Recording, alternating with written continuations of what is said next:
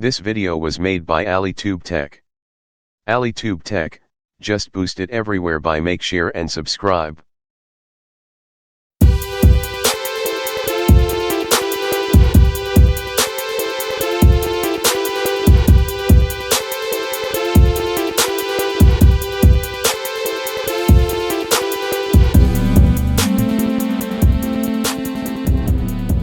Ubuzima tubayemo hano ku isi, buri kinyabuzima cyangwa ikiremwa gifite inshingano zihariye kandi z'ingenzi.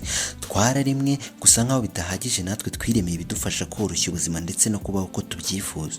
Ikiremwa muntu cyangwa ikinyabuzima gihumeka twaremwe n'Imana. Gusa ubajije nka telefone yawe cyangwa mudasobwa ntiwabona ibisubizo nk'ibyo, kuko ibyo byose byaremwe na muntu. Ibikorwa bya muntu ntibyagarukiye ku isi gusa, ahubwo byakomereje no mu isanzure. Hari ikiganiro turi guteguraho kizavuga ku isanzure. Ibikorwa bya muntu bigaragara mu isanzure ku bwinshi ni satelite. Satelite nicyo kiganiro twateguye kuvugaho uyu munsi. Ushobora gutangazwa nuko hari satelite zirenga 4900 zihora zizenguruka isi buri munsi.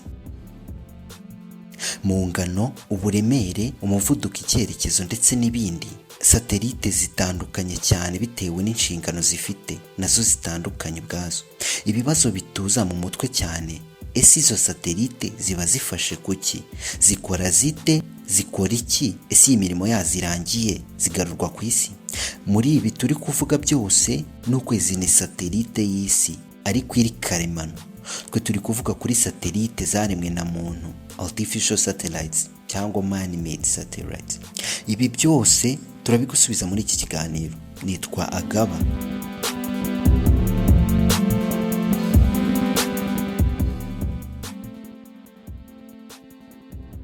Abakoze satelite babiteguye neza ku buryo satelite iguma mu mwanya wayizengurukiramo, ari wo bita orbit. Isi ifite rukuruzi niyo ituma natwe tuguma ku isi ntiturerembe mu kirere. Rukuruzi y'isi nk'izindi rukuruzi zose, uko ijya kure niko imbaraga zayo zigabanuka. Ibi bitwereka neza ko satelite zizengurukira hafi y'isi ziba zigomba kuzengurukira ku muvuduko mwinshi ugereranyije n'izizengurukira kure y'isi, kugira ngo zikomeze kurwanya imbaraga rukuruzi z'isi, gravitational pull.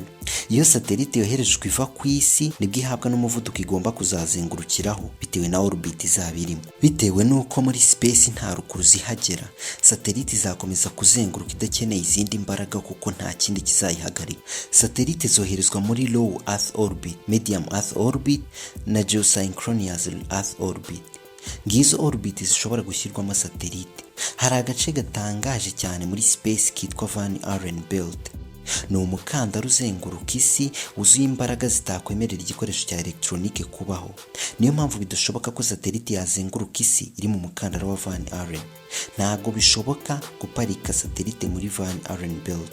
Satelite yoherezwa muri orbit runaka bitewe n'intego ndetse n'icyo iyo satelite igiye gukora.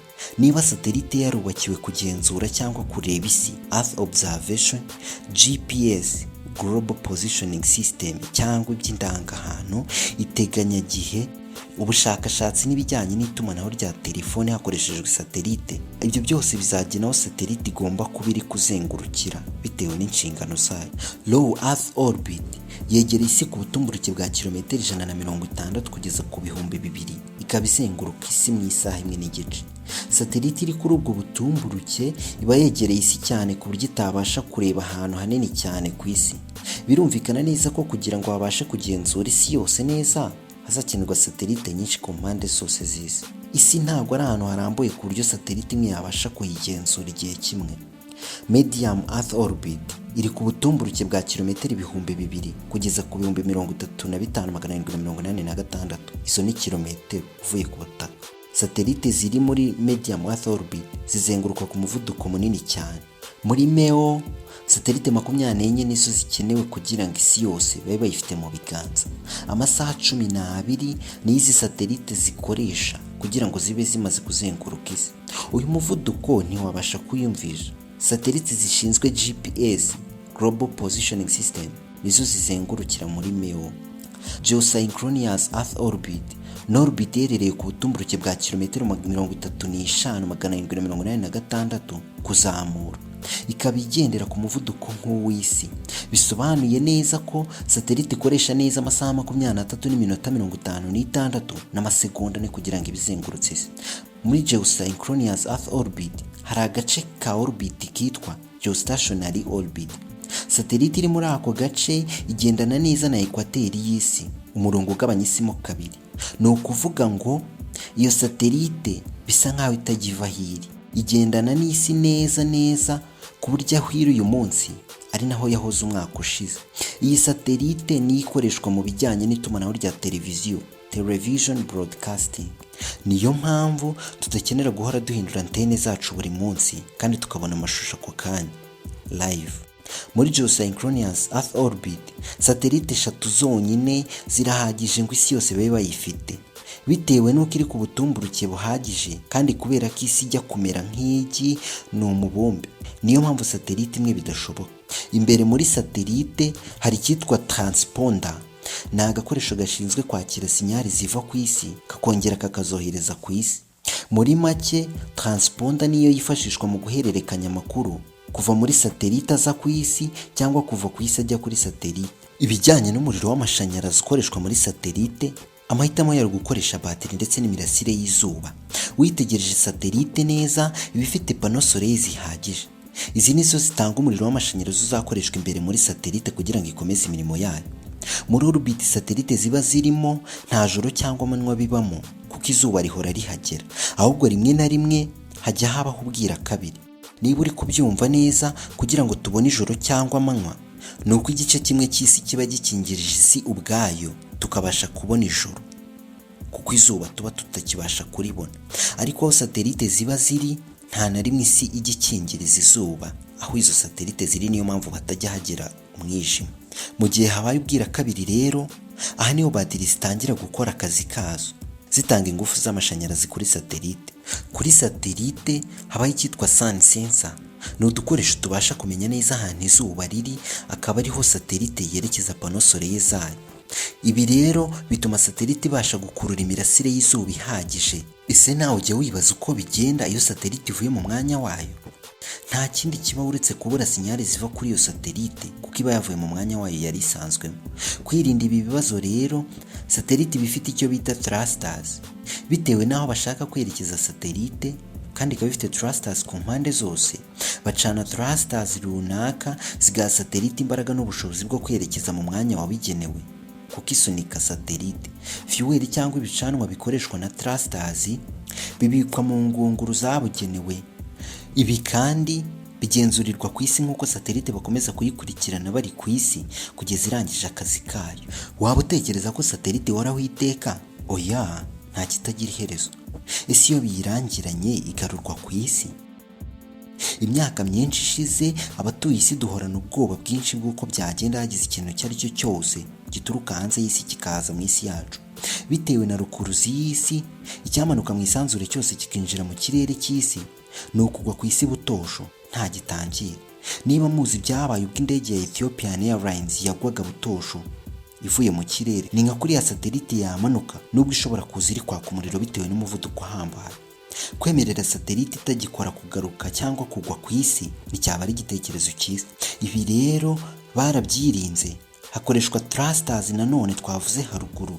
Twazigereranya na shampoma y'ikinyabiziga ibaye irekura bimeze nk'umuriro aho kurekura umwotsi. Kubera pressure cyangwa imbaraga nyinshi zibasha gusunika satelite mu kindi cyerekezo gitandukanye n'icyo yari iri kugendamo cyangwa gitandukanye n'icyo zo thrusters ziri kwerekezamo. Izi thrusters nizo zikora akazi ka nyuma kuri satelite zijyana mu buruhukiro aho igomba kuruhukira mu isanzure, ikajya kwifatanya na meteors, comets n'ibindi bihora bizenguruka mu isanzure nta herezo. Kuva ku isi satelite ntizamuka nk'indege. Hari ibyo nagereranya nk'imashini biba hake cyane ku isi bishinzwe guhagurutsa cyangwa kurasa ibyogajuru. Icyogajuru nicyo kigendamo satelite, kiraswa nk'uko barasa igisasu. Icyogajuru kigenda kigabanya imizigo kugeza aho mu isanzure hagerayo satelite yonyine. Gusa ibice byinshi by'icyogajuru bigaruka ku isi. Ibijyanye n'ibyogajuru nabyo tuzabivugaho ubutaha. Satelite ahanini ziba zikoze mu binyabutabire bya titanium cyangwa aluminium, byose ari ukuyifasha kuba ikomeye bihambaye ndetse yoroshye. Ibi ni ibijyanye n'uburemere, ikaba yoroshye kandi ikomeye bihambaye. Mwakoze gukurikirana ikiganiro cyacu.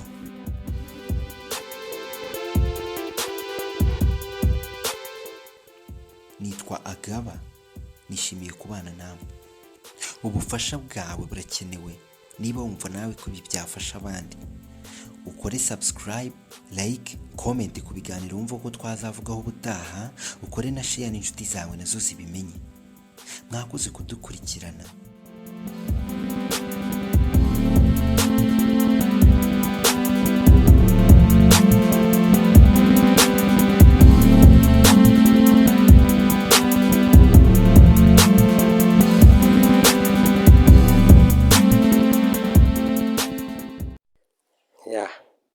Muraho nanone, iyi ni alitubetech. Noneho tugiye kurebera hamwe uburyo twakora amplifier twifashishije televiziyo, tubikoze muri televiziyo. Twifashishije ikarita ya televiziyo yapfuye. Aho kugira ngo ikarita ya televiziyo ipfe burundu nurangiza uyijugunye, tugiye noneho kureba uburyo twayibyaza umusaruro. Ahasigaye tukayikoresha iby'agaciro, tukayikoresha amplifier. Igihe yapfuye burundu, yananiranye, wenda yakubiswe n'inkuba, si ngombwa kuyijugunya ngo itakaze agaciro. Oya, ushoboye kugira ikindi kintu uyikoresha. Uyu munsi rero tuje tugiye kureba ni iki wayikoresha. Tugiye kureba ni iki wayikoresha mu gihe yapfuye burundu itagikora. Pati ya amplifier ni ipati irimo tede. Nk'uko ubibona, nubwo bitagaragara neza, yambaye tede ya 2 na 3. Hanyuma tumara kubona pati yacu tuyiciye gutya, hano hari igice cya output amatwiteri. Noneho hanyuma pini ya mbere turabizi neza ko ariyo twinjirizaho iki amajwi, na pini ya 5 akaba ariyo tugira ute dusapurayingiraho positive. Izo pini zimaze kumenyekana, biba birangiye kuko ground ntabwo tuzayibura. Ground uje gufata iki cyuma cya heat sink, akaba ari cyo ukoresha nka ground aho kigizwe gitereye. Nk'uko mubibona niko nabigenje. Hanyuma positive nuyikurikirana neza, urasanga ikomeza igahita iza kuri pini ya kangahe, ya pini ya 5 twavuze. Positive izakomeza gutya, izamuke ihita ijya he, ya pini ya 5 twavuze, ya pini 5. Hanyuma ibyo nibirangira, supply turayibonye.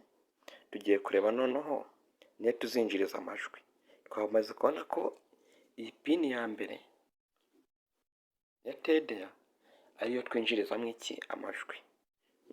Urabona tede imeze gutya, pini ya mbere iri hano, irimo iki gice.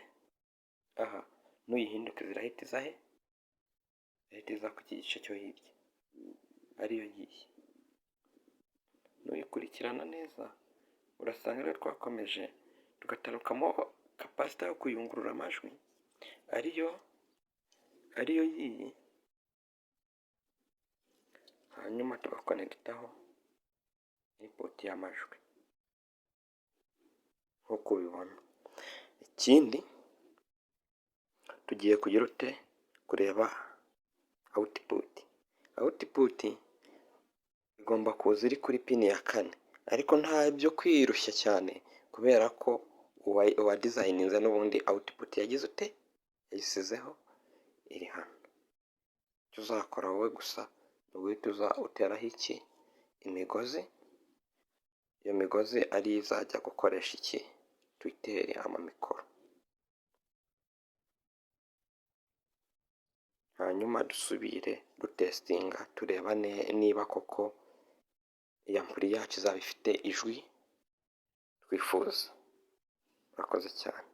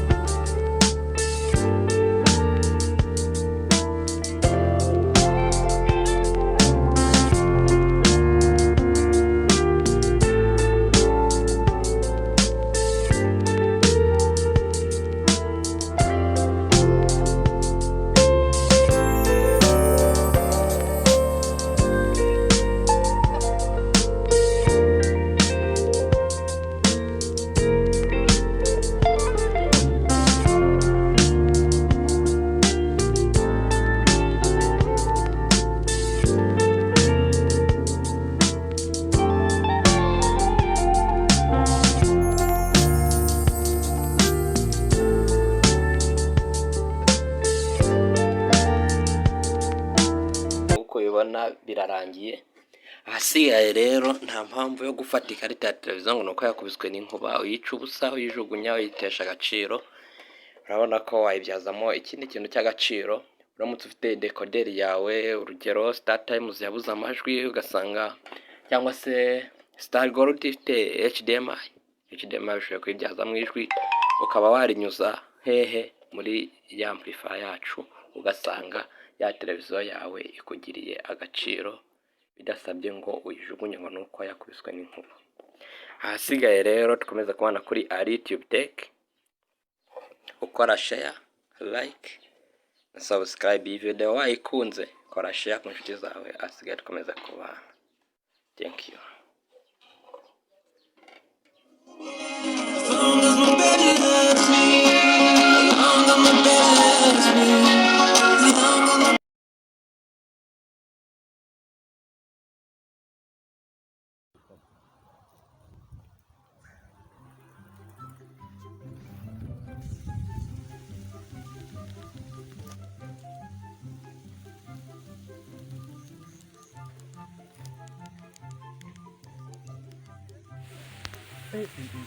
amashuri nizo ntabwo bizera ko giye nabwirwa nka nabo muri ino Kigali koko inzara igenda kunyica nkaho koko nta nize kirezo.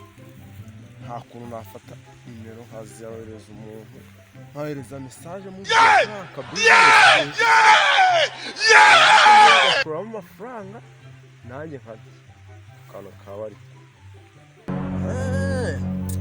nde yashange n'ubundi abona tuburese bake isi sha n'ubundi nta nizonze kagwaye wowe n'ubundi kwandikira SMS ngewe mukiriya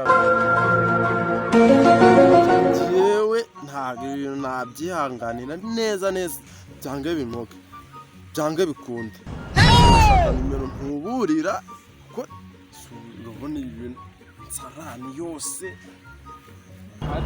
atirwanyeho Kigali ndaga ubundi business irafunguka 20% mbushoye bitanu. Don't know why 20.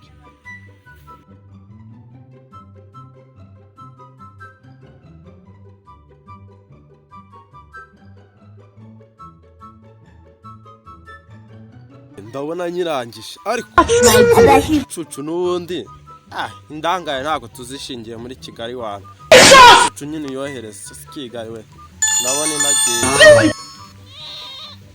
You don't know why. Byukuri ihene zaranani undi kuntu ndi bubonemo amafaranga ngiye gushaka umuntu anyera amafaranga. You don't know. Ni ubundi naka akabiriti ndakagurisha ihene ndayigurisha se none amafaranga ko turebe yuko wenda hari umuntu wampa amafaranga. Ceceka ndagukubita ndi mu mafaranga uretse urambona ndagukubita.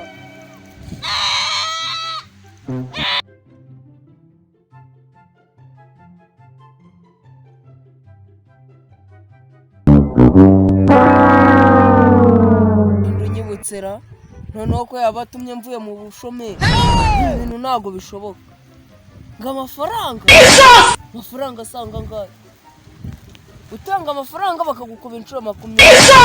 Uyu munsi ndarya neza koko, uyu munsi ndarya neza kabisa. Uretse noneho baraje babona yuko uko ngiye kuba miliyoneri muri aka kanya bidatinze.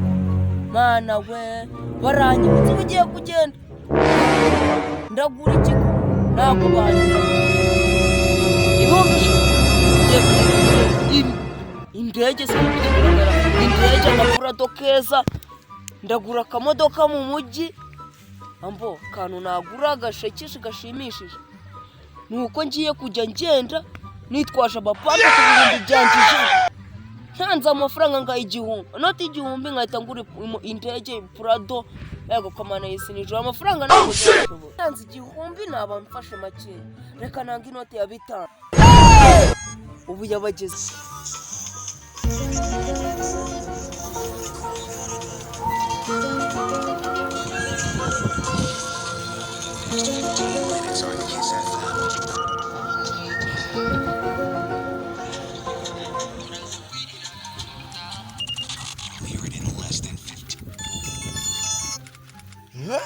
Birumvikana yuko nabo bapampe nashakaga bishobora no kuzayutuma nyarya njyenyine.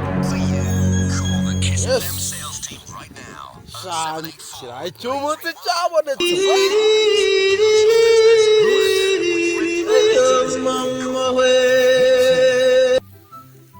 Birashoboka se wakiriwe amafaranga 5000.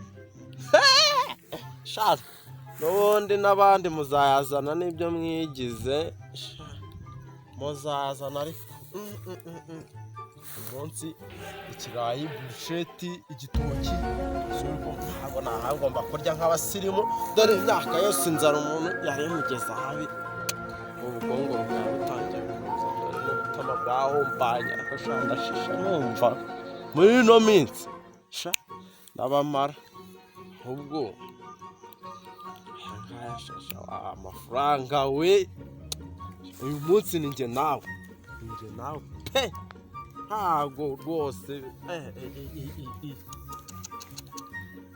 5000 ubwo rero ngazi ngo ndamukobera ndamukobera nako byayandi nyoko se nako ne nyoko kare uzagukubira sabaze n'imbebi hakasha ukobera neno Kigali se bangayo zibakubira 20%. Ngo rero ngo tirohereje yewe wowe utaye nka padiri. Oh shit. Ariko suburibo nimfata sikegaro n'uwandi akwicwa n'inzara ngewe umwana we Gasabo nzishwe n'ibiti wacu.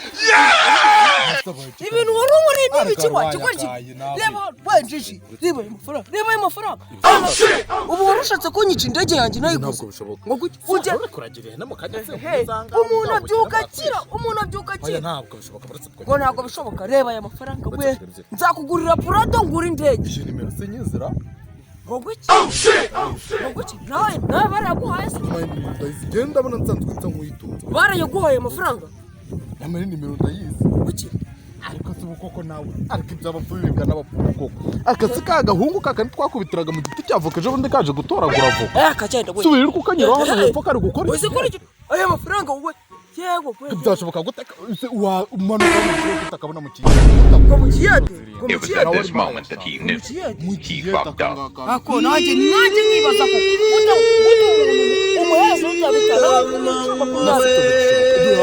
sinkanyuza mu kanya hepfo kari guterura se noneho tuvuze mu magambo make bishaka kuvuga ko yantuburiye amafaranga yanjye kwemeje abanyakigara bateka mutwe ariko mana uyu mutipu uramuzi uyu ngunda waba usana ruguru ntari ntambwe nyinshi akazi kakandi bitaga ka jemu kamwe twamagaraga ejo tugakubitira munsi y'igiti cyacu wibuka neza uyu ni wa wundi watwibiye igitoki hariya iwabo hariya bataha mu byondo hano bataha mu byondo uretse karambona umva mani tugende so hanyereke nihore ahubwo tugiye twate urango nigagiye he none se noneho ndamubona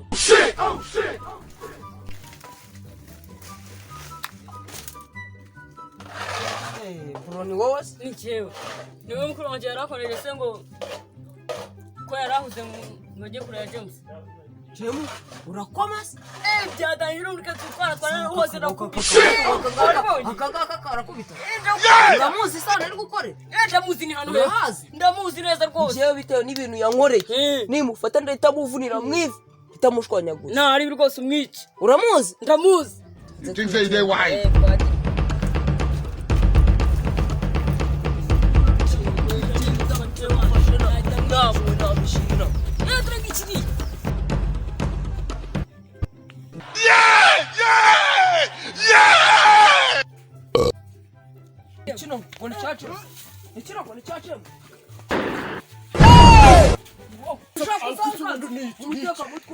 ubuteka mutwe itonde inkweto iri kujyamo wowe igihe wamereye ntabwo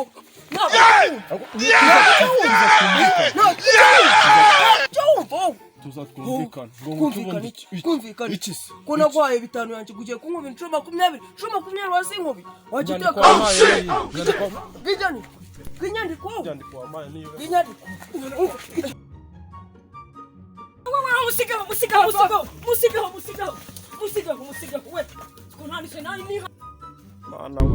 It was at this moment that he knew. He fucked up.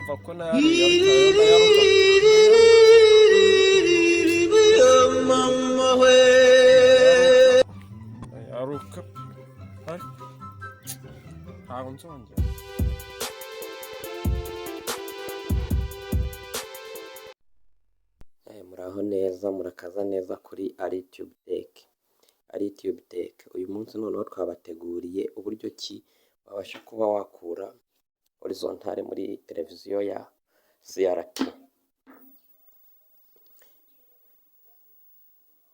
Abona televiziyo yanjye hano yajemo umurongo wa horizontale, tugiye kureba uburyo ki ushoboye kuba wawukuramo ucekinze neza muri motherboard ya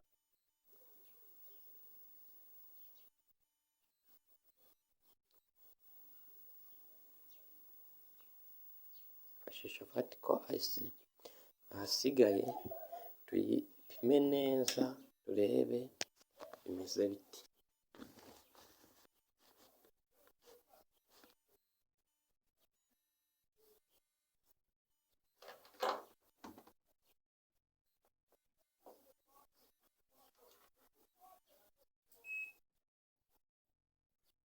Uko mubizi rero vertical IC iba igomba gusoma akaguru kamwe gusa, pin imwe yonyine, ariko nk'uko ubibona iyi pin irasona n'iyi, bivuze ngo yabaye short, igomba kubisona akakonyi, ariko urabona ko zibaye zingahe, zibaye pin eshatu, totally died.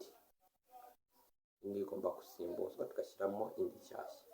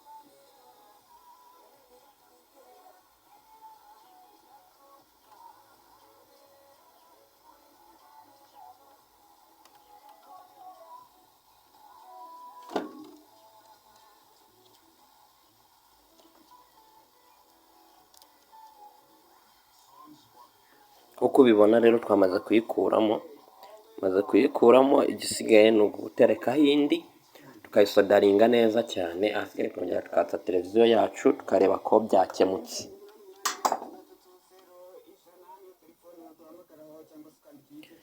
Wait for test, tube dutegereje dutestinge turebe. Keep watching, komeza urebe video neza igihe cyose iri bumare, uyirebe irangire. Ahasigaye nuba wakunze iyi video ukore subscribe, nubona hari ikigufashije ukore subscribe. Ikindi twakongeraho, ntabwo iki kibazo gikemukira aha gusa, kuko hari ubwo ushoboye gusanga iyi yarahiye bitewe n'ikindi kibazo. Hari igihe byanga rero bikanga burundu, bigasaba ko dukuramo main ice, icyo dukunze kwita senkoro, tukaba twakirimuvingamo. Ikindi bishoboye nanone kwanga, ukaba waza ukareba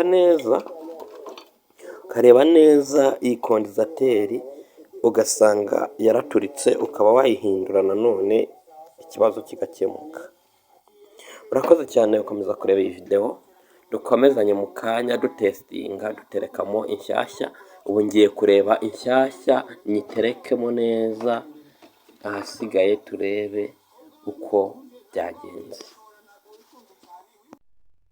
Turebe iyo vertical ice yacu ikiri nzima, ubu igomba kuba ipima uko twabibonye. Rero igomba kuba ifite pini imwe yonyine isona, izindi zigomba kuba zibariye.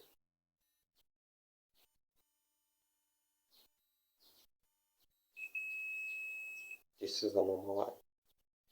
Ngiyi noneho rero iyo ikiri ntaraga, dore ya yindi yangiritse yacu,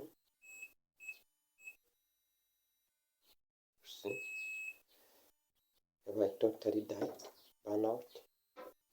Noneho igisigaye tugiye kuyisimbuza.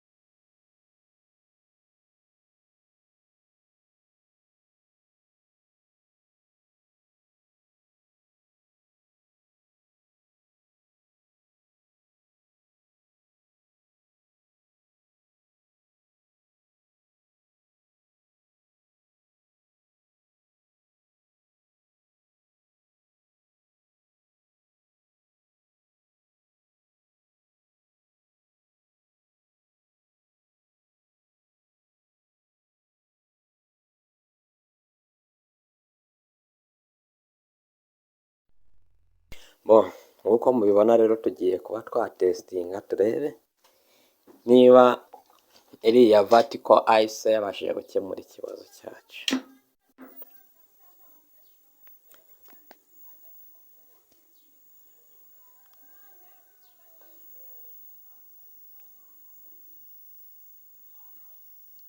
Nk'uko bireba urabona ko ikibazo cyacu cyaje kuba cyakemuka twifashishije ya vertical ice yonyine. Ibindi tuzasubira muri video z'ubutaha. Welcome to alitubetech bitandukanye. Ahasigaye rero ibindi turacyabibagezaho gatanu ku kandi. Icyo usabwa ni ugukora subscribe kuri alitubetech. Thank you, tuzasubire muri video z'ubutaha.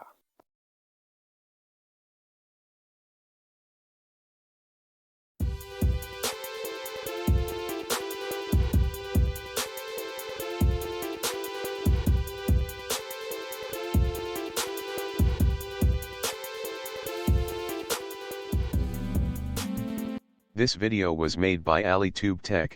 alitubetech, just boost it everywhere by make subscribe and share to your friends. The life we live in this world, every living thing has its owner plan, but as it's not enough, we made what help us to make our life easy and to live how we want. The living thing or the breathing one, was made by God. But when you ask your phone or computer you can't get the same answer, because, all of that is made by man. The action of people was not end on earth, it count anew in the sky. We are preparing the documentary work on the sky. This more things available in sky is satellite. The satellite is the conversation work on today. I am Arsene, welcome. How satellite work? We live our lives knowing that many satellites orbit our planet every day. And that helping us in several ways. You might be surprised to know that there are almost 4,900 satellites orbiting the Earth. The most obvious questions that come to mind are, why are these satellites in totally different orbits? How does satellite carry out all of its functions? And what are the components inside them, which help them to accomplish all of their allotted tasks? Let's explore the answers to all these questions in detail. It's a well-known fact that a satellite stays in orbit because of the balance between gravitational pull and centrifugal force. The angular velocity of the satellite is decided by the force balance equation that balances the gravitational and centrifugal forces. When the satellite is deployed, it is giving sufficient speed to balance these two forces. A satellite near to Earth requires more speed to resist the gravitational pull than the ones located further from the Earth. Due to the negligible resistance in space, satellites never lose speed. This means satellites will continue their circular motion around the Earth without any external energy source. Satellites are placed either in low Earth orbit, medium Earth orbit or geosynchronous Earth orbit. These three orbits are illustrated here. We will get into more details of them later. There is an interesting region in space called the Van Allen belt. A region full of highly energetic charged particles, which could seriously damage the electronic section of a satellite. Generally, it is preferred not to park satellites in the Van Allen belt. The decision on what orbit is to be chosen for placing the satellite depends on the application and purpose of the satellite. If the satellite is built for Earth observation, weather forecasts, geographic area surveying, satellite phone calls, etc., then orbits to the Earth are chosen. Leo is the closest to the Earth at an altitude of between 160 and 2,000 kilometers, and its orbital period is approximately 1.5 hours. But these types of satellite cover less area of the Earth, so many satellites are required to obtain global coverage. That's why in these case of broadcasting a high orbit such as GEO is chosen. Satellites in geosynchronous orbit are at a height of 35,786 kilometers and rotate at the same angular speed as the Earth. It means the satellite takes exactly 23 hours 56 minutes and 4 seconds to complete one rotation. Within the geosynchronous orbit, there is a special category of orbit called geostationary orbit, which is concentric to equator of the Earth. These satellites remain stationary with respect to the Earth. Due to this, geostationary satellites are the ideal choice for television broadcasting, since it means you do not have to adjust the angle of your satellite dish again and again. This is the reason why the geostationary belt is so crowded with satellites, and it is managed by an international organization called ITU. Geosynchronous orbits are occupied by a few navigation satellites also. GEO satellites can cover 1/3 of the Earth's surface, so 3 satellites are sufficient to cover the entire Earth. For navigation applications such as GPS, MEO is the wise option. Even though the LEO is closest to the Earth, satellites in this orbit revolve at a very high speed. Due to this, receivers on Earth fail to carry out the navigation calculations accurately. Moreover, LEO needs a lot more satellites to cover the entire Earth, thus GPS satellites use MEO. In typical GPS system, 24 satellites can cover the entire Earth and the orbital period 12 hours. Now let's look at the main components of a communication satellite along with their functions. At the heart of communication satellites are the transponders. The main task of a transponder is to change the frequency of the received signal, remove any signal noise and amplify the signal power. On Ku-band satellites, the transponder converts from 14 GHz to 12 GHz and the satellite can have 20 or more transponders. It is obvious that transponders require a great deal of electrical power to handle all of these functions. For power supply, a satellite has the options of batteries and solar panels. The solar panel is used to power the electronic equipment, but during an eclipse time the batteries are used. You can see a sun sensor on the satellite. This sun sensor helps to angle the solar panels in the right direction, so that the maximum power can be extracted from the sun. Now let's see how the transponder receives the input signal from the antenna. The most common antenna fixed to satellites are reflector antenna. A satellite is supposed to follow its intended smooth orbit. However, the gravitational field around the satellite is not uniform due to the unequal mass distribution of the Earth and the presence of the Moon and the Sun. Because of this, sometimes the satellite gets displayed from its intended orbital position. This is a dangerous situation, since it will lead to a complete loss of signal. To avoid such a situation, satellites make use of thrusters. The thrusters are fired and keep the satellite in the right position.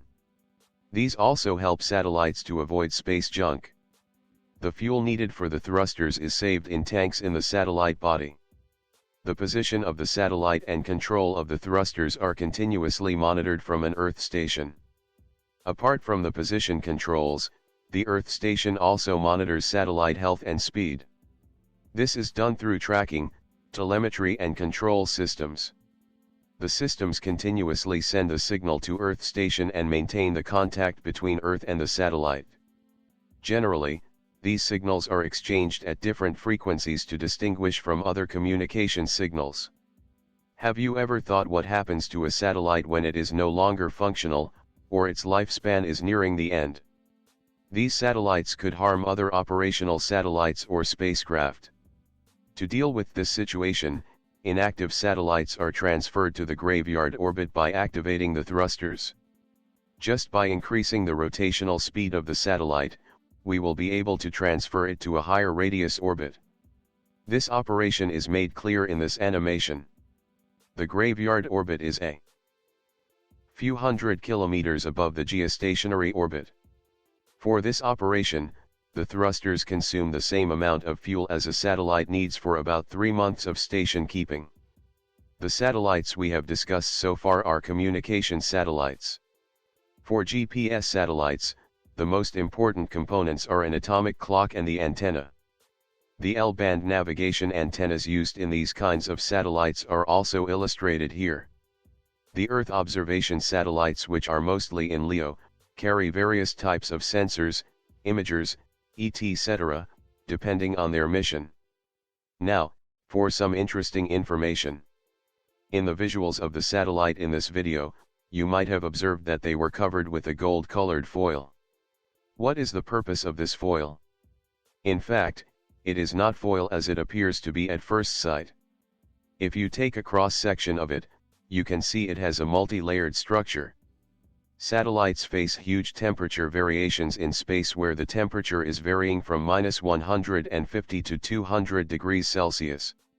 Moreover, satellites face the issue of heavy solar radiation from the sun. This material actually acts as a shield, which protects the satellite components from the heavy temperature variations and from solar radiation. We hope that you have gained a good insight into different types of satellites and how they work from this video. I am Arsene Kalisa, this is alitubetech. Please support our educational service by clicking the support button. Thank you.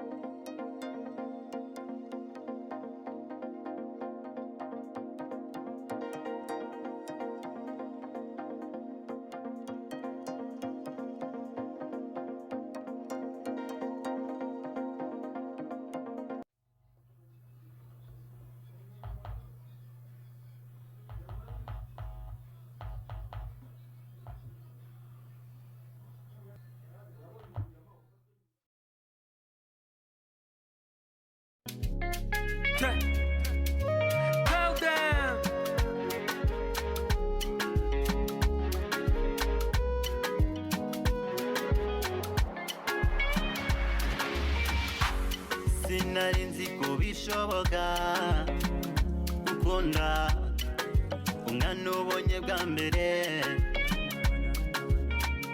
I swear to God I'll never let you go away. I will follow you if you really want to. Yeah, come again and I'll be.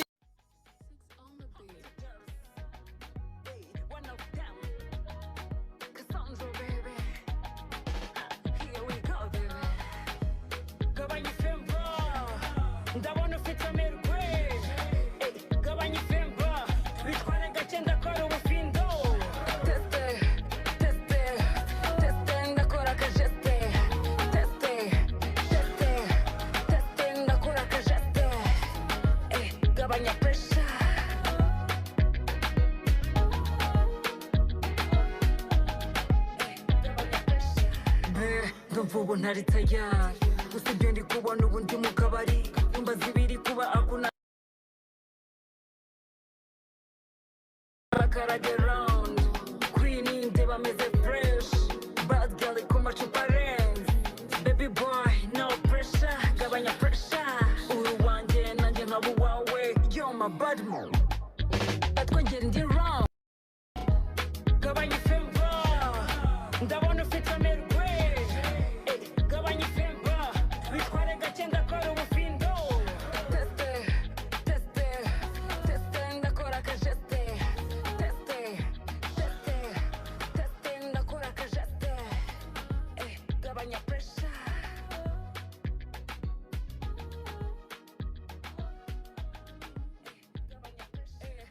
tuyarye n'ubundi naya